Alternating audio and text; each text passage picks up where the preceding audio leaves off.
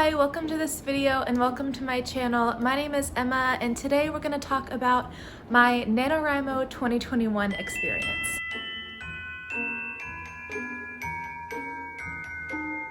So hi, how are you? I have already filmed this video once and I edited it today and I really didn't like it. So I'm now down to the crunch period of time because I want to put this video up tomorrow. So I'm going to try to do this in as few clips as possible. So let's talk NaNoWriMo. So if you don't know, NaNoWriMo is a shortened version of National Novel Writing Month, which takes place every year during the month of November.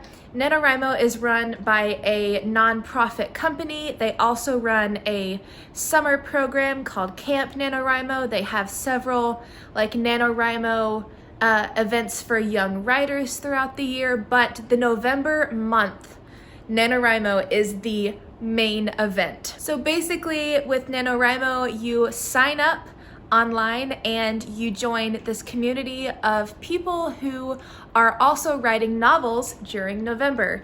The objective is to get to 50,000 words over the course of the 30 days of November, and 50,000 divided by 30 is 1,666.6 repeating. So the goal is to write 1,667 words a day and or get to 50,000 words by the end of the month. And 50,000 words is not an arbitrary number. Actually, in publishing, when you are publishing a novel, the shortest amount of words that something can be to be considered a novel is 50,000 words. Now, that's still a really, really short piece, but it is, in the publishing world, it's the shortest length that something can be to be considered a novel. So in terms of my history with NaNoWriMo, my senior year of high school, it was 2017, and I decided to participate in NaNoWriMo for the very first time. I wrote a story called Dahlia and the Deathbringer, and I actually won NaNoWriMo, I think 3 or 4 days early. So I did really well that year and I won a couple days early. I bought myself the t-shirt. I was so excited and so proud of myself. Other than my time in musical theater in high school, it was one of the first creative exploits where I really felt a huge sense of accomplishment. So Dahlia and the Deathbringer was about a girl who's about the age of 13 or 14. I could never quite decide how old she was going to be. Her name is Dahlia and she lives with her mother. Her mother has magic, but Dahlia doesn't. The antagonist in this world, as you may be able to guess, is a creature called the Deathbringer, and he basically wants to bring death upon the entire universe because that is his inheritance from Mother Earth. That is the thing that he was given to govern. That was my cat. If he can bring death and cover the entire universe and all of the realms with death, then he can rule the entire universe. So Dahlia gets caught up in all of that and ends up stopping the Deathbringer from his reign of terror. I had so much fun writing that piece. There was a fairy main character. It was kind of my first adventure into creating a magic system. I don't think it was super sophisticated, but I definitely got somewhere with it. I kind of figured out a lot of my creative style for longer pieces because I love writing short stories. I've written, a good handful of short stories over the years, either for classes or just for fun. I really got to know my mind, my imagination, and my writing style creatively a lot better writing this longer piece. So the story of Dahlia and the Deathbringer itself was actually quite short, so it did fit into those 50,000 words. I was writing the end of the book as I was coming up on 50,000 words, and they actually kind of collided quite perfectly. So obviously I had worked really hard in November, so I gave myself kind of a couple months break, and then I came back to it in the spring. And I am not a great editor. That is something that I hope to improve over the years. It was really difficult for me to try to edit Dahlia and the Deathbringer, so I just decided that I would wait until the next NaNoWriMo and just rewrite the book entirely, because I had heard that rewriting is generally kind of what authors do. They like write and rewrite and edit and rewrite and edit and rewrite and edit. So I went for that approach, and I think, so the next NaNoWriMo 2018 was my first year in college, and I think I made it to the 2nd of November. And I said, no, I can't do this. It's too much. And it was. I promised myself that my first year out of college, I would come back to NaNoWriMo and participate again, and that's what I did. So in terms of NaNoWriMo 2021, I remembered about mid-October that NaNoWriMo was a thing and that it was my first year out of college, so I was supposed to be participating, and I got super excited, I got super invested. I had actually been percolating an idea for a story in my head for the previous couple of weeks before I remembered that NaNoWriMo was a thing. And so I started to build out that story and create more of the pieces that go with it. So I had an awesome, super busy, super packed Halloween. And by the time I reached the 1st of November, I was so excited and ready to go. And I did really well for like the first week. Then the second week came, and the second week of November, I had a bunch of like crazy family drama go down, and it was really emotionally taxing, and I fell behind for a couple days.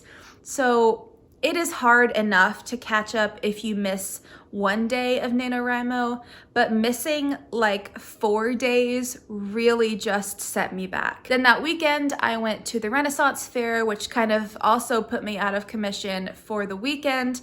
So that whole week kind of ended up being null and void mostly. And after that, I just couldn't catch up. I did really well the 3rd week, and I tried the 4th week to do my very best to catch up.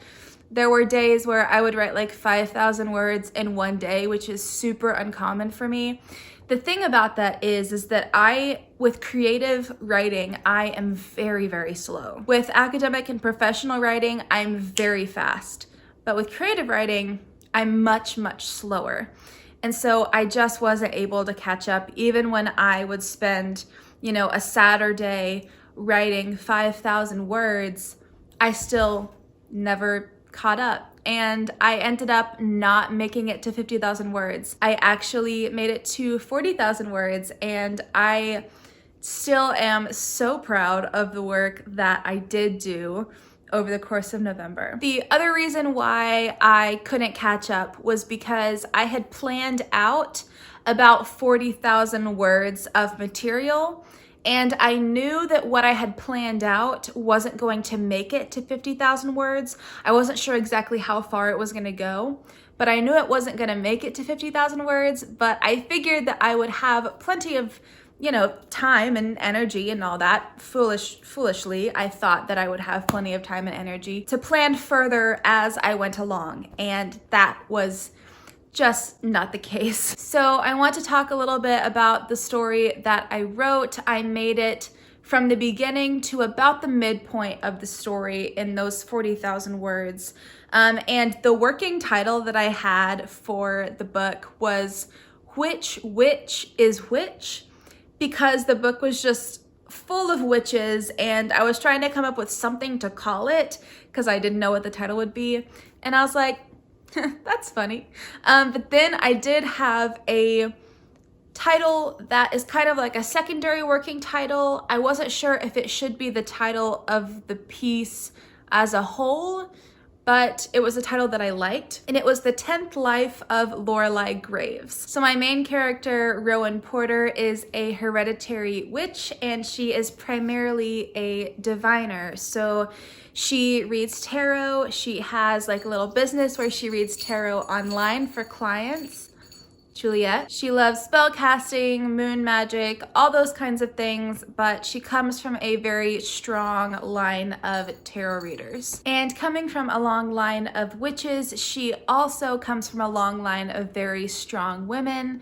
And Rowan struggles with anxiety, and she feels like she's the only person in her family who struggles with any form of self-doubt. And so she's in therapy, she's on medication for things that she struggles with, but she decides to adopt an emotional support animal, and she adopts this cat named Pepper, a beautiful black long-haired cat. And it just so happens that after a few days, Rowan starts to notice some strange things about this cat. You know, every animal has their own personality, but it's almost as though Pepper has too much personality. She's not very cat-like and almost too human. And so the basic premise that I drew inspiration from for the book is the old wives' tale that the reason why cats have 9 lives is because witches can turn into cats 8 times and be able to turn back into a witch, but the 9th time a witch turns into a cat, she is stuck in cat form forever.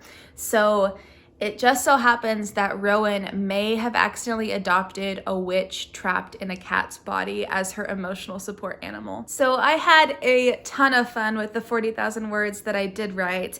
I got to explore a lot of different kinds of scenes and relationships that I didn't have in my previous book that I wrote, because, you know, the differences between a 13-year-old main character and a 20-year-old main character are huge. And so that provided me with a lot more space to play with a lot of things, and I loved writing all of my characters. My favorite character is actually a ghost named Hattie, and she has some flashback moments, and she was just the most fun person to write. Yeah, I had a great time. I'm hoping at some point to finish the project, at least a first draft of it. But I think one thing that I did realize when I was doing NaNoWriMo this year is that I love creating my own stories. I do.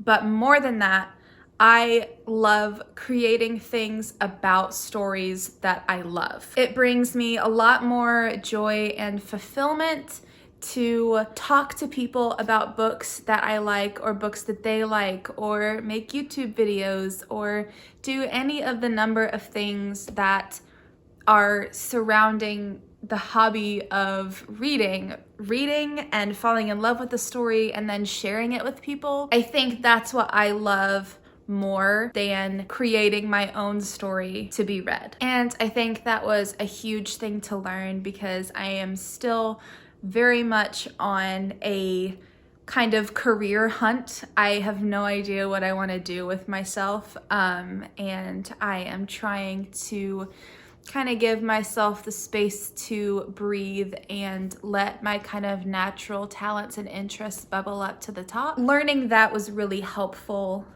in terms of that, but also I found out that I have a million hobbies for a reason. Doing one thing all month long was boring, and I hated it. I had a lot of fun writing because I loved my story, but the restriction that the NaNoWriMo guidelines put on me, oh my gosh, it was so hard to just do one thing for an entire month. It was so difficult. It was amazing to wake up on December 1st and know that I didn't have to write anything that day. It was completely euphoric, honestly. So that is about all that I have to share about NaNoWriMo 2021. I had a great time. I learned a lot.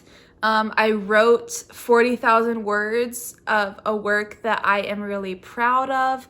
I'm really proud of the ideas and the themes behind it. And I hope that one day I will finish the piece and just have this book that I wrote just for myself to enjoy and as a world to live inside of my head. Thank you so much for watching this video and for taking the time to listen to everything that I had to say. If you've gotten to this point, Let me know what your relationship is like with writing. Do you like writing? Do you not like writing? What kinds of things do you like to write? Why do you not like writing? Have you ever done NaNoWriMo? Please let me know down in the comments. Subscribe if you'd like to hang out with me some more. Thank you again for watching this video. I hope you are doing well. If you're not, I hope it gets better soon, and I hope that you love what you're reading. Goodbye!